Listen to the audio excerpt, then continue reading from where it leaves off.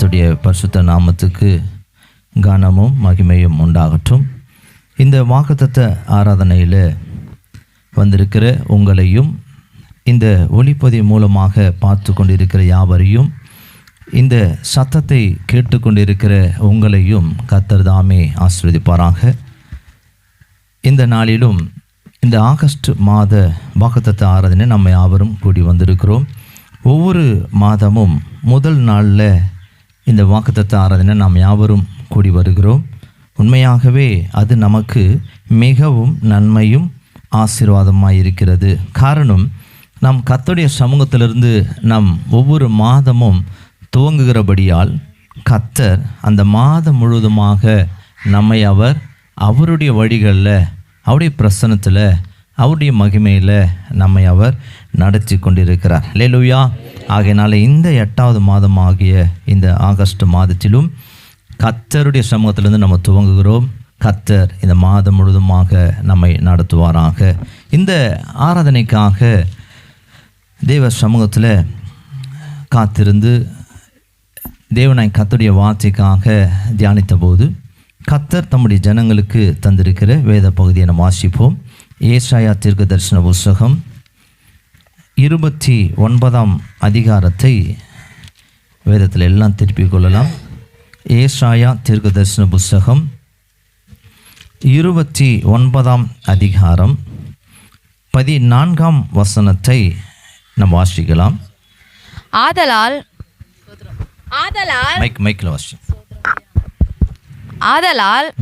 இதோ நான் அற்புதமும் ஆச்சரியமுமான பிரகாரமாக இந்த ஜனங்களுக்குள்ளே ஒரு அதிசயத்தை செய்வேன். அவர்களுடைய ஞானிகளின் ஞானம் கெட்டு அவர்களுடைய விவேகிகளின் விவேகம் மறைந்து போகும் என்று ஆண்டவர் சொல்லுகிறார். அல்லேலூயா, அல்லேலூயா.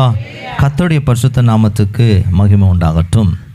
இந்த நாளிலும் தேவன் எல்லா ஞானிகளுக்கும் மேலாக, எல்லா விவேகிகளுக்கும் மேலாக, அப்படின்னா ஞானத்தில் சிறந்தவர்களுக்கு மேலாக கர்த்தர் என்ன பண்ணுவாராம், இந்த ஜனங்களுக்கு நான் ஒரு அதிசயத்தை செய்வேன். அல்லேலூயா. இந்த வசனத்தை தேவனாய் கர்த்தர் இன்றைக்கு நமக்கும் நம்முடைய சபை மக்களுக்கும் இதை கேட்டுக்கொண்டிருக்கிற யாவருக்கும் தேவனாய் கர்த்தர் இந்த வாக்குத்தத்தமான வார்த்தையை நம்ம கொடுத்திருக்கிறார். இதோ நான் அற்புதமும் ஆச்சரியமான பிரகாரமாக இந்த ஜனங்களுக்குள்ளே ஒரு அதிசயத்தை செய்வேன். அல்லேலூயா, அல்லேலூயா. பாருங்க, அருமையான வார்த்தை தேவனாய் கர்த்தர் தம்முடைய ஜனமாகிய நமக்கு அவர் தந்திருக்கிறார். இந்த வேத பகுதியின் பொருள் அப்படின்னா என்னன்னாக்கா, நம் தேவன் ஆச்சரியப்படும்படியாக அவர் அதிசயத்தை செய்கிறவர். அதிசயத்தை செய்கிறவர் அவருடைய செயலில் இருக்குது. ஆனால் அது நமக்கு எப்படி இருக்குதுன்னா ஆச்சரியப்படும்படியாக இருக்கிறதா. அல்லேலூயா. நம்ம ஆச்சரியப்படும்படியான அவர் அதிசயங்களை செய்கிறாரா. அல்லேலூயா. பாருங்களேன், நம்முடைய தேவன் அதிசயங்களை அவர் செய்கிற தேவனாக இருக்கிறார். எப்படின்னா நாம் ஆச்சரியப்படும்படியாக அதிசயங்களை அவர் செய்கிறார். இன்றைக்கும் தேவ ஜனங்களாய் நாம் இங்கே கூடி வந்திருக்கிறோம். இங்கே கூடி வந்திருக்கிற அநேகருக்குள்ளே பாருங்கள், நீங்கள் நினைக்கலாம், இந்த நாளில், இந்த மாதத்தில் தேவனாய் கர்த்தர் என் வாழ்க்கையில் ஒரு பெரிய காரியம் செய்வாரா, சந்தோஷம் உண்டாக்கும்படி செய்வாரா, இந்த காரியம் நிறைவேறுமா அப்படின்னு சொல்லி அநேக நன்மைகளை நாம் எதிர்பார்த்தவர்களாய் நாம் வந்திருக்கலாம் இந்த வாக்குத்தத்த ஆராதனையில். ஆனால் நான் விசுவாசத்தோடு உங்களுக்கு நான் சொல்கிறேன், நிச்சயமாகவே தேவனாய் கர்த்தர் அதிசயத்தை அவர் செய்கிற தேவன். அல்லேலூயா. ஏன்னாக்கா அவர் பெயர்லேயே அதிசயமானவர் என்று சொல்லி வேதம் சொல்லுகிறது. அல்லேலூயா. ஆகையினால அவர் செய்கிற எல்லாமே நமக்கு எப்படி இருக்கும்னா ஆச்சரியப்படும்படியாக தேவனாய் கர்த்தர் அதிசயத்தை செய்கிறவர். 1, 2 மாத்திரமல்ல. அதிசயம் அப்படின்னா அது சில ஒருமையை குறிக்குது. 1, 2 அல்ல, 1000ங்களுக்கு மேலான அதிசயங்களை தேவனாய் கர்த்தர் செய்கிறார். அதனால தான் வேதத்தில் தேவனாய் கர்த்தருடைய அதிசயத்தை சிங்களாக எங்கேயுமே அது ஒருமையில் எழுதலை. நீங்கள் வேதத்தை வாசித்து பாருங்களேன். 72ஆம் சங்கீதம் 18ஆம் வசனத்தில் கர்த்தர் அதிசயத்தை செய்கிறார். அது எப்படி விவரமாக எழுதப்படுகிறது என்று சொன்னால் வாசிக்கலாம். இஸ்ரவேலின் தேவனா இருக்கிற கர்த்தராகிய தேவனுக்கு ஸ்தோத்திரம் உண்டாவதாக. அவரே அதிசயங்களை செய்கிறவர். அல்லேலூயா. பார்த்தீங்களா, அவரே 1, 2 அல்ல, அநேக அதிசயங்களை செய்கிறவர். அல்லேலூயா. கணக்கில்லாத அதிசயங்களை செய்கிறவர், குறைவில்லாத அதிசயங்களை செய்கிறவர், நிறைவான அதிசயங்களை செய்கிறவர். இல்லையா? அப்போ நம்ம எண்ணி முடியாத கர்த்தர் பாருங்களேன், அற்புதங்களையும் அடையாளங்களையும் அதிசயங்களையும் நமக்கு அவர் செய்கிற தேவனாக இருக்கிற இந்த ஆகஸ்ட் மாத வாக்குத்தத்த ஆராதனை வந்திருக்கிற நமக்கும் அவர் அப்படியே அதிசயங்களை நாம் ஆச்சரியப்படும்படி கர்த்தர் நமக்கு அவர் செய்வாராம். ஹல்லேலூயா. இந்த வசனத்தை உண்மையாக வாசிக்கும் போது உண்மையாக பெரிய ஒரு சந்தோஷம். நாம் ஆச்சரியப்படும்படி கர்த்தர் நமக்கு என்ன பண்ணுவாராம்? அவர் அதிசயங்களை செய்கிற தேவன். அப்படியானால் பாருங்க, தேவன் நாம் நினைத்து பார்க்க முடியாத அளவிற்கு அவர் அதிசயங்களை அவர் நமக்கு அவர் செய்வார். வேதத்தில் நீங்கள் வாசித்தீங்கன்னா அநேக காரியங்களை வேதாமத்தில் ஆதியாகமம் முதற்கொண்டு கடைசி புத்தகம் வரைக்கும் அவர் அதிகமான அநேக அதிசயங்களை அவர் செய்கிறதற்காக வேதத்தில் ஆதாரங்கள் இருக்குது. இதில் சிலவற்றை தேவனாய் கர்த்தர் நமக்கு கொடுத்திருக்கிறதை நம்ம வாசிக்கலாம். பாருங்களேன், நியாயாதிபதிகள் புஸ்தகம் 6ஆம் அதிகாரம் 33ஆம் வசனத்திலிருந்து 35ஆம் வசனம் வரைக்கும் நம்ம வாசிக்கலாம். நியாயாதிபதிகள் புஸ்தகம் 6ஆம் அதிகாரம் 33 முதல் 35 வரை. மீதியானியரும் அமலேக்கியரும் கிழக்கத்திய புத்திரர் யாவரும் ஏகமாய் கூடி ஆற்றை கடந்து வந்து இஸ்ரவேல் பள்ளத்தாக்கிலே பாளையம் இறங்கினார்கள். அப்பொழுது கர்த்தருடைய ஆவியானவர் கிதியோன் மேல் இறங்கினார். அவன் எக்காலம் ஊதி அபியேசியரை கூப்பிட்டு தனக்கு பின் செல்லும்படி செய்து மனாசே நாடெங்கும் ஸ்தானாபதிகளை அனுப்பி அவர்களை கூப்பிட்டு தனக்கு பின் செல்லும்படி செய்து ஆசேர், செபுலோன், நப்தலி நாடுகளிலும் ஆட்களை அனுப்பினான். அவர்களும் அவனுக்கு எதிர்கொண்டு வந்தார்கள். அல்லேலூயா. இந்த வேத பகுதியை நம்ம வாசித்தோம். இஸ்ரவேல் தேசத்துக்கு விரோதமாக இங்கே நாம் ஒரு சில கூட்டங்கள் எழும்பி வந்தாங்க. இஸ்ரவேலுக்கு விரோதமாக மீதியானியர், அமலேக்கியர், கிழக்கத்தி புத்திரர் இவரெல்லாம் சேர்ந்து என்ன பண்ணாலும் இஸ்ரவேல் தேசத்துக்கு விரோதமாக வந்தார்கள் என்று சொல்லி இங்கே எழுதப்பட்டிருக்கிறது. அப்படியானால் இப்படிப்பட்ட சூழ்நிலைகளில் கிதியோன் தேவனாய் கர்த்தர் அவரை பார்த்து சொல்கிறாரு, நீ தான் இஸ்ரவேல் ஜனங்களை ரட்சிப்ப அப்படின்னு சொல்லி அவரை பார்த்து சொல்கிறாரு. நீ பராக்கிரமசாலியே, நீ தான் இந்த இஸ்ரவேல் ஜனங்களை ரட்சிப்ப அப்படின்னு சொல்லி தேவ தூதனானவர் இவருக்கு சொல்கிறார். ஸோ இவர் என்ன பண்ணுறாருன்னா, இந்த வார்த்தையை இவர் கேட்டபோது என்னால் எப்படி கர்த்தர் ரட்சிப்பார்? நான் இந்த குடும்பத்தில் நான் ஒரு பெரிய ஆளே கிடையாதாச்சே, எனக்கு ஒரு பிரபலமே இல்லை, எனக்கு ஒரு பெரிய ஒரு கூட்டமும் இல்லை, அப்படிப்பட்ட இருக்கிற நான் எப்படி என்னால் ரட்சிக்க கூடும் அப்படின்னு சொல்லி இந்த கிதியோன் என்ன செய்யறதா, நான் என்னால் ரட்சிப்பேன் என்பதை குறித்து அவர்கிட்ட சில காரியங்களை அறிந்து கொள்ள வேண்டும் என்று சொல்லி விரும்பினானாம். அதை கர்த்தர் நிறைவேற்றினாராம். எப்படி அப்படின்னாக்கா 36ஆம் வசனத்தை நம்ம வாசிக்கலாம். 37 2 வசனத்தை நம்ம வாசிப்போம். அப்பொழுது கிதியோன் தேவனை நோக்கி, தேவரீர் சொன்னபடி என் கையினாலே இஸ்ரவேலை ரட்சிக்க வேண்டுமானால் இதோ நான் மயிருள்ள ஒரு தோலை களத்திலே போடுகிறேன். பனி தோலின் மேல் மாத்திரம் பெய்து பூமியெல்லாம் காய்ந்திருந்தால் அப்பொழுது தேவரீர் சொன்னபடி இஸ்ரவேலை என் கையினால் ரட்சிப்பீர் என்று அதனாலே அறிவேன் என்றான். பாருங்களேன், அவருடைய விருப்பம் என்னன்னா, எனக்குள்ள ஒரு வேண்டுதல் இருக்குது, நான் என்ன பண்ண போறேன், ஒரு தோலை நான் என்ன பண்ணுவேன், மயிருள்ள ஒரு தோலை வைப்பேன் களத்தில். அப்படின்னா கோதுமை களம் ஒன்று இருக்கும், கோதுமையெல்லாம் தனியாக பிரித்து எடுக்கிற ஒரு இடம். அங்கே என்ன பண்ணுறேன்னா, இந்த தோலை நான் போடுறேன், பூமியெல்லாம் காஞ்சிருக்கணும், ஆனால் இந்த தோலில் மாத்திரம் பனி பெய்திருக்கணும் அப்படின்னு ஆண்டவர்கிட்ட கேட்குறான். இது எப்படி முடியும் பார்க்கலாம். அப்படி அவர் நிறைவேற்றிட்டா என்னால் கர்த்தர் என்ன பண்ணுவார்னா இஸ்ரவேல் ஜனங்களை ரட்சிப்பார் என்பதை நான் அறிந்து கொள்வேன் என்று சொல்லி கர்த்தரிடத்தில் இப்படிப்பட்ட ஒரு காரியங்களை கேட்டானா. மறுநாள் காலையில் வந்து பார்த்தாக்கா அந்த தோல் மாத்திரம் நனைந்திருந்ததான். அப்போது அவர் பார்க்குறாரு, பூமியெல்லாம் எப்படி இருக்குன்னா காஞ்சிருக்குது. உடனே என்ன பண்ணானா, அதை பிழிந்து என்ன பண்ணானா ஒரு ஆதாரத்தை எடுத்தாராம், ஒரு கிண்ணத்தில் அவர் எடுத்துக்கொண்டார் என்று சொல்லி நாம் பார்க்குறோம். ஆனால் திரும்ப என்ன பண்ணுறாருன்னா இன்னொரு டவுட் அவர் கேட்குறாரு, பூமியெல்லாம் நனைஞ்சிருக்கணும், அந்த தோல் மாத்திரம் காஞ்சிருக்கணும் அப்படின்னு சொல்லி கர்த்தரிடத்தில் எப்படியெல்லாம் அவருடைய விருப்பமோ அப்படியெல்லாம் அவர் கேட்டாராம். உடனே மறுநாள் அதே போல நடக்கிறது. வாசிக்கலாம். 39ஆம் வசனத்தை வாசிப்போம். அப்பொழுது கிதியோன் தேவனை நோக்கி, நான் இன்னும் ஒரு விசை மாத்திரம் பேசுகிறேன், உமது கோபம் என்மேல் மூளாதிருப்பதாக. தோலினாலே நான் இன்னும் ஒரு விசை சோதனை பண்ணட்டும், தோல் மாத்திரம் காய்ந்திருக்கவும் பூமி எங்கும் பனி பெய்திருக்கவும் கட்டளையிடும் என்றான். அல்லேலூயா, ஹல்லேலூயா. இப்போ பாருங்க, இந்த ஒரு மனுஷனுக்காக கர்த்தர் என்ன பண்ணானா அதிசயத்தை செய்தாருங்க. ஹல்லேலூயா. ஒரே ஒரு மனுஷனுக்காக. ஹல்லேலூயா. நம்முடைய தேவன் பாருங்களேன், இந்த கிதியோன் இவனுடைய விருப்பத்தை கர்த்தர் ஆச்சரியப்படும்படியாக கர்த்தர் என்ன பண்ணாலும் அதிசயத்தை செய்தாராம். இப்போ இவர் வந்து பார்க்குறாரு, மறுநாள் இவர் ஒரு காரியத்தை ஆண்டுகிட்ட ஒரு சோதனையில் பார்க்குறாரு. அது பார்த்திங்கன்னா அந்த இடம்லாம் காஞ்சிருக்குது. ஆனால் அந்த தோல் மாத்திரம் பார்த்திங்கன்னா ஈரமாக இருக்குது இல்லையா? பூமியெல்லாம் ஈரமாக இருக்குது, தோல் மாத்திரம் 2வது முறை காஞ்சிருக்குது. 2 விதமான காரியத்தை ஆண்டவர்கிட்ட கேட்ட உடனே அவன் அறிஞ்சிட்டானா, எனக்காக கர்த்தர் என்ன பண்ணுவார், பெரிய காரியம் செய்வார் அப்படின்னு சொல்லி, இவ்வளோ அதிசயமான காரியத்தை எனக்காக செய்தாரே என்று சொல்லி இந்த கிதியோன் அறிந்து கொண்டான். நான் பாருங்கள், அப்போ ஒரு தனி மனிதனுடைய விருப்பத்தை கூட கர்த்தர் ஆச்சரியப்படும்படி கர்த்தர் என்ன பண்ணுறாரா, அவர் அதிசயத்தை செய்கிறார். ஹல்லேலூயா, ஹல்லேலூயா, ஹல்லேலூயா. பாருங்களேன், இந்த கிதியோனுக்காக தேவனாய் கர்த்தர் அவருடைய இருதயத்தில் இருக்கிற விருப்பத்தை நிறைவேற்றுகிறார். எப்படி? ஆச்சரியப்படும்படிக்கு அதிசயத்தை அவர் செய்கிறார். இதை கேட்டுக்கொண்டிருக்க தேவ ஜனங்களாக இருக்கிற உங்கள் வாழ்க்கையில் கூட இன்றைக்கு நம்ம தனியாக இருக்கலாம். நீங்கள் ஒண்டியே பாருங்கள், கர்த்தருடைய ஜனமாக இருக்கலாம், மற்றவங்களாம் அப்படிப்பட்ட தேவ ஜனங்களை இல்லாமல் இருக்கலாம். நீங்கள் மாத்திரம் ரட்சிக்கப்பட்டு இருக்கலாம், அல்லது நீங்கள் மாத்திரம் ஜெபிக்கிறவர்களாக இருக்கலாம். நீங்கள் மாத்திரமே இப்படிப்பட்ட காரியங்களை தேவ ஜனங்களாக இருந்து நீங்கள் தனியாக கஷ்டப்படுவர்களாக இருக்கலாம். ஆனால் தேவனாய் கர்த்தர் உங்கள் ஒருவருக்காக உங்களுடைய வாழ்க்கையில் தேவனாய் கர்த்தர் அவர் அதிசயங்களை செய்ய வல்லவர். எத்தனை பேர் விசுவாசிக்கிறீங்க? உங்கள் ஒருவருக்காக கர்த்தர் பாருங்கள், உங்களுடைய இருதயத்தில் தேவனாய் கர்த்தர் விரும்புகிற காரியத்தை நீங்கள் ஆச்சரியப்படும்படிக்கு கர்த்தர் என்ன பண்ணுவாராம், உங்கள் ஒருவருக்காக அதிசயத்தை அவர் செய்வாராம். மீகாவின் புஸ்தகத்தில் 7ஆம் அதிகாரம் 15ஆம் வசனம் சொல்லுகிறது. பார்க்கலாமா, வாசிக்கலாமா? மீகாவின் புஸ்தகம் 7ஆம் அதிகாரம். நீ எகிப்து தேசத்தில் இருந்து புறப்பட்ட நாளில் நடந்தது போலவே உன்னை அதிசயங்களை காண பண்ணுவேன். பாருங்க, உன்னை அதிசயங்களை காண பண்ணுவேன். ஹல்லேலூயா, ஹல்லேலூயா.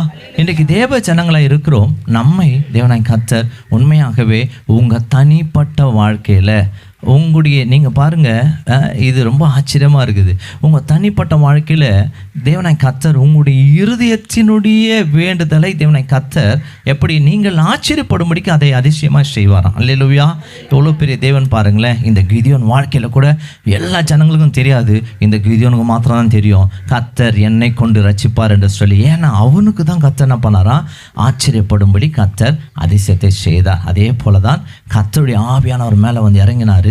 அவன் என்ன செஞ்சானா, இஸ்ரவேல் ஜனங்களை நியாயம் விசாரித்து நியாயாதிபதியாக இருந்தானா. அல்லேலூயா. அப்படியானால் பாருங்கள், தேவனாய் கர்த்தர் இன்றைக்கு தேவ ஜனங்களாய் வந்திருக்கிற உங்கள் வாழ்க்கையில் இந்த ஆகஸ்ட் மாதத்தில் உங்கள் தனிப்பட்ட வாழ்க்கையில் கர்த்தர் பாருங்களேன், உங்கள் இருதயத்தில் இருக்கிற காரியங்களை அவர் என்ன பண்ணுவாராம், அவர் நிறைவேற்றி ஆச்சரியப்படும்படிக்கு தேவனாய் கர்த்தர் அதிசயங்களை செய்து நிறைவேற்றுவார். ஹல்லேலூயா, ஹல்லேலூயா. கர்த்தருடைய பரிசுத்த நாமத்துக்கு மகிமை உண்டாகட்டும். 2வது பிளஸ்ஸிங் பாருங்கள், கர்த்தர் எப்படியெல்லாம் அதிசயங்களை செய்கிறார் என்று சொல்லி 2 ராஜாக்கள் புஸ்தகம் 6ஆம் அதிகாரம் 1-2 நம்ம வாசிக்கலாம். 2 ராஜாக்கள் புஸ்தகம் 6ஆம் அதிகாரம் 1-2. தீர்க்கதரிசிகளின் புத்திரர் எலிசாவை நோக்கி, இதோ நாங்கள் உம்முடன் இருக்கிற இந்த இடம் எங்களுக்கு நெருக்கமா இருக்கிறது. நாங்கள் யோர்தான் மட்டும் போய் அவ்விடத்தில் ஒவ்வொருவர் ஒவ்வொரு உத்திரத்தை வெட்டி குடியிருக்க அங்கே எங்களுக்கு ஒரு இடத்தை உண்டாக்குவோம் என்றார்கள். அதற்கு அவன் போங்கள் என்றான். தொடர்ந்து நம்ம வாசிப்போம். அவர்களில் ஒருவன், நீர் தயவு செய்து உமது அடியாரோடே கூட வர வேண்டும் என்றான். அதற்கு அவன், நான் வருகிறேன் என்று சொல்லி அவர்களோட கூட போனான். அவர்கள் யோர்தான் நதி அருகே வந்தபோது மரங்களை வெட்டினார்கள். ஒருவன் ஒரு உத்திரத்தை வெட்டி வீழ்த்துகையில் கோடாரி தண்ணீரில் விழுந்தது. அவன், ஐயோ என் ஆண்டவனே, அது இரவலாக வாங்கப்பட்டதே என்று கூவினான். தேவனுடைய மனுஷன், அது எங்கே விழுந்தது என்று கேட்டான். அவன் அந்த இடத்தை காண்பித்த போது ஒரு கொம்பை வெட்டி அதை அங்கே எரிந்து அந்த இரும்பை மிதக்க பண்ணி அதை எடுத்துக்கொள் என்றான். அப்படியே அவன் தன் கையை நீட்டி அதை எடுத்துக்கொண்டான். அல்லேலூயா, அல்லேலூயா. அருமையான வேத பகுதியை நம்ம இங்கே வாசித்தோம். அந்த நாட்களில் எலியாவின் நாட்கள் முதற்கொண்டு எலிசாவின் நாட்களிலும் இவர்கள் என்ன செஞ்சாங்களாம், அநேக தீர்க்கதரிசி குடும்பங்களை என்ன பண்ணாலாம், போஷித்து காப்பாற்றி வளர்த்தார்கள் என்று சொல்லி வேதம் சொல்லுகிறது. அந்த நாட்களில் எலியாவுக்கு பின்பதாக இந்த எலிசா அநேக தீர்க்கதரிசிகளை அவர் என்ன பண்ண பராமரித்து பாதுகாத்து வந்தார்.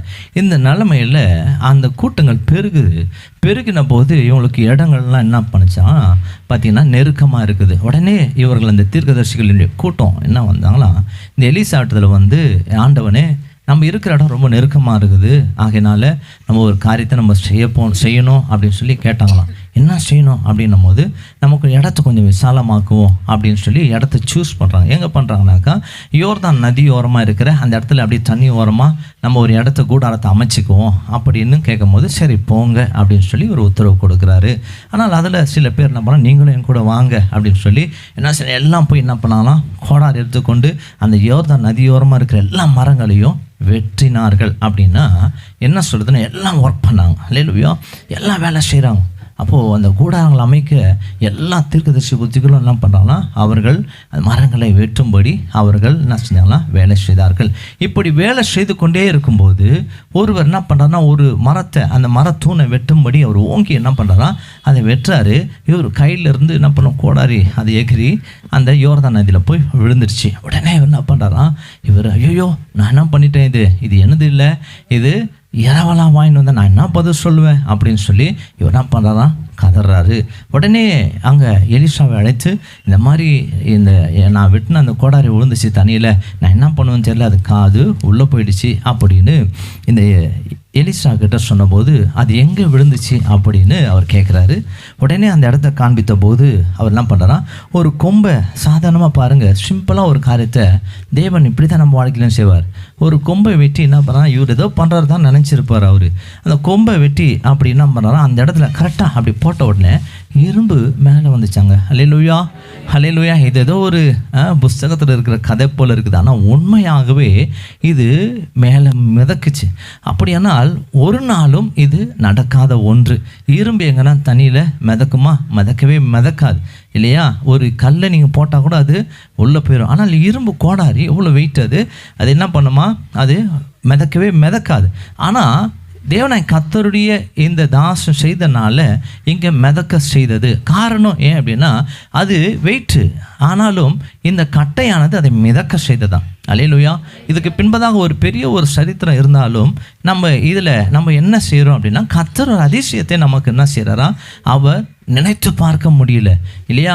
அவர்கள்லாம் ஆச்சரியப்படுறாங்க இது எப்படி வரும் அப்படின்னாக்கா அவர் என்ன பண்ணானா பார் அதை பாரு உன் கோடாரி போய் எடுத்துக்கோ அப்படின்னும் போது அவன் தன் கரங்களை நீட்டி அதை எடுத்துக்கொண்டார் என்று சொல்லி நாம் பார்க்கிறோம். அப்படியானால் பாருங்களேன் என்னுடைய வேலை ஸ்தலங்களில் கர்த்தர் அற்புதங்களை செய்தார். அல்லேலூயா, அல்லேலூயா. ஆச்சரியப்படும்படி செய்தார். இன்றைக்கும் பாருங்களேன் தேவ ஜனங்களாக இருக்கிற நம்முடைய வாழ்க்கையில் நம்முடைய வேலைகளில் இதுவரையும் நமக்கு உயர்வே இல்லாத நம்ம நன்மைகளே இல்லாமல் இருக்கலாம். ஓடிட்டே இருக்கிறேன் என் வாழ்க்கையில் இதுவரையும் நான் மேலே வரவே முடியல, நான் அப்படியே தான் இருக்கிறேன், என் வாழ்க்கையில் உயர்வே இல்லை அப்படின்னு சொல்லி உயர்வுகளே இல்லாமல் நன்மைகளே இல்லாமல் நம்ம வாழ்ந்து கொண்டு இருக்கிறோம். நம்முடைய கையின் கிரியைகளில் பாருங்களேன் பெருக்கமும் ஆசீர்வாதம் இல்லாமல் அப்படியே ஓடிட்டே இருக்கலாம்.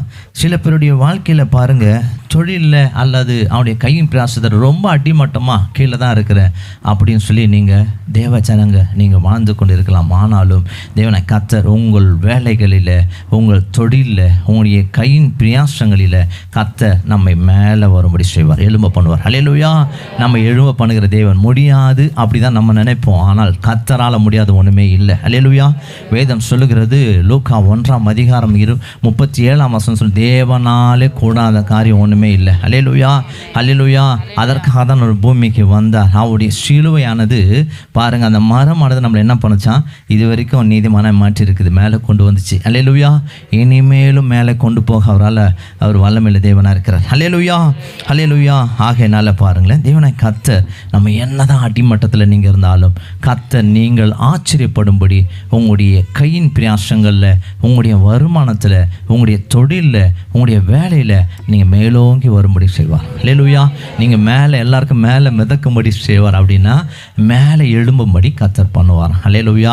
இந்த ஆகஸ்ட் மாதத்தில் எந்த அளவுக்கு நீங்கள் கீழே இருந்தீங்களோ தேவனை கர்த்தர் உங்களையும் கர்த்தர் என்ன பண்ணுவார்னா மேலோங்கி எழும்பும்படி கர்த்தர் செய்வார். கர்த்தருடைய பரிசுத்த நாமத்துக்கு மகிமை உண்டாகட்டும். மூன்றாவது பிளஸ்ஸிங்கை கர்த்தர் பாருங்கள். ஒன்றாவது உங்கள் தனிப்பட்ட வாழ்க்கையில், ரெண்டாவது உங்களுடைய வேலையில், மூன்றாவது எங்கே கர்த்தர் உங்களுக்கு அதிசயங்களை செய்வார் என்று சொன்னால் யோவான் 2:1 முதல் 10 வரைக்கும் நம்ம வேகமாக நம்ம வாசிக்க போகிறோம்.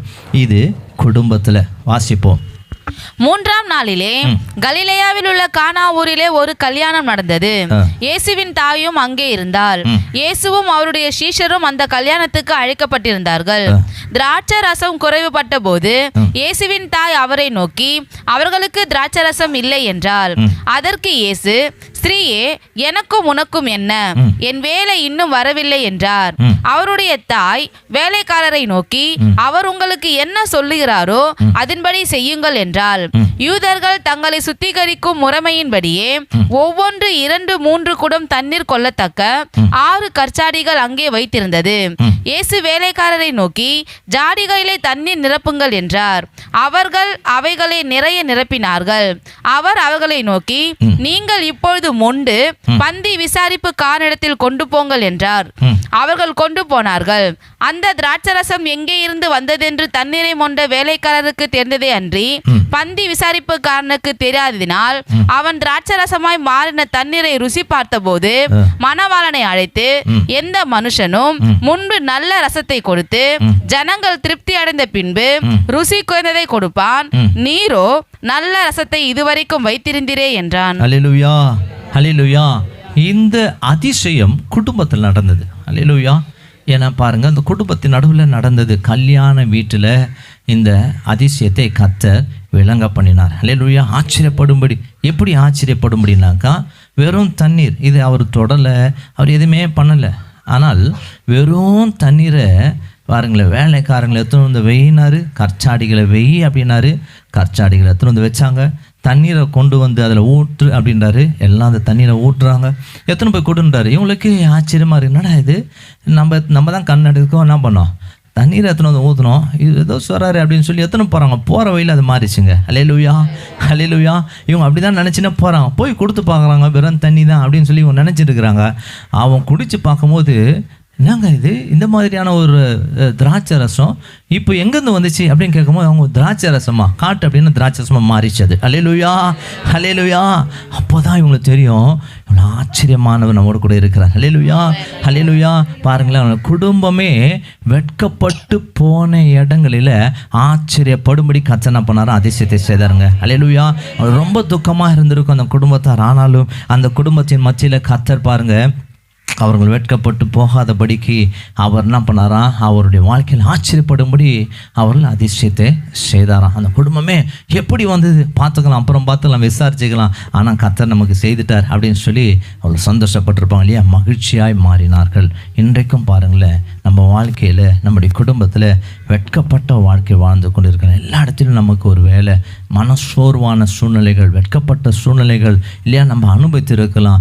அல்லது நம்ம பாருங்களேன், நம்முடைய வாழ்க்கையில், நம்ம குடும்பத்தில், உங்களுடைய குடும்ப பொருளாதாரத்தில் அல்லது குடும்ப சூழ்நிலைகளில் நம்ம சமாதானம் இல்லை. ஒருவேளை உங்களுடைய குடும்பத்தில் எத்தனை நன்மைகள், குடும்பத்துக்கு வேண்டிய நன்மைகள் இல்லாமல் நீங்கள் வெட்கப்பட்டவர்களாக இருக்கலாம். கர்த்தர் நீங்கள் உங்கள் வாழ்க்கையில் நீங்கள் அதிசயப்படும்படிக்கு, கர்த்தர் நீங்கள் ஆச்சரியப்படும்படிக்கு அவர் என்ன பண்ணுவாராம், அதிசயங்களை செய்து உங்களை அவர் மகிழ்ச்சி ஆக்குவார். அல்லேலூயா, அல்லேலூயா. எத்தனை பேருக்கு சந்தோஷம். கர்த்தர் இந்த ஆகஸ்ட் மாதத்தில் 3 பிளஸ்ஸிங்கை நமக்கு அவர் கொடுத்துருவார். முதலாவது, உங்கள் தனிப்பட்ட வாழ்க்கையில் தேவன் கர்த்தர் அதிசயங்களை செய்வார். உங்கள் தனிப்பட்ட வாழ்க்கையில் கர்த்தர் நீங்கள் அதை இருதயத்தில் நீங்கள் உணர்ந்து தேவனாய் கர்த்தரை மகிமைப்படுத்தும்படி கர்த்தர் உங்களுக்குள்ளே ஒரு என்ன பண்ணுவார்னா ஒரு அதிசயத்தை செய்வார். 2வது, உங்களுடைய கையின் பிரயாசங்களில் கர்த்தர் அதிசயங்களை செய்வார். 3வது, உங்கள் குடும்பத்தில் கர்த்தர் உங்களுக்கு அதிசயங்களை செய்ய வல்லமையுள்ள தேவனாக. எல்லாம் இழந்து நிற்கலாமா இந்த நாளையும் தேவனாய் கர்த்தர் நம்முடைய வாழ்க்கையில் இந்த ஆகஸ்ட் மாதத்தில் 3 விதமான ஆசீர்வாதங்களை நமக்கு தருகிற தேவனாக இருக்கிறார்.